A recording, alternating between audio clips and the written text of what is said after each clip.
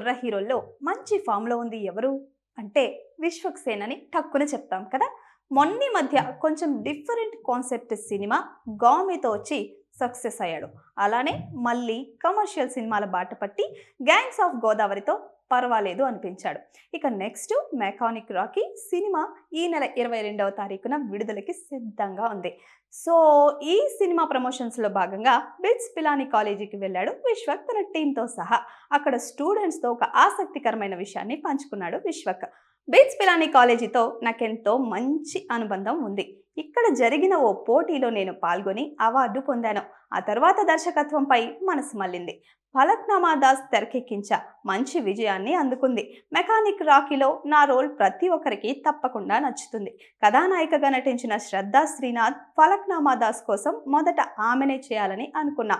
బెంగళూరు వెళ్ళాక ఆమె నో చెప్పింది అని చెప్పాడు. ఇది కదా అసలైన కిక్ అంటే. నో అన్న హీరోయిన్ తర్వాత ఎస్ అంటే ఆ కిక్కే వేరబ్బా. ఇక మెకానిక్ రాకీ సినిమా విషయానికి వస్తే 22న రిలీజ్ కాబట్టి పెయిడ్ ప్రీమియర్స్ 21వ స్ట్రీమ్ అవుతుంది. మంచి కామెడీ ఎంటర్టైనర్ కాబట్టి విశ్వక్ ఫ్యాన్స్ పండగ చేసుకోవచ్చు. Please subscribe to the channel and download the Politicos app from the links in the description.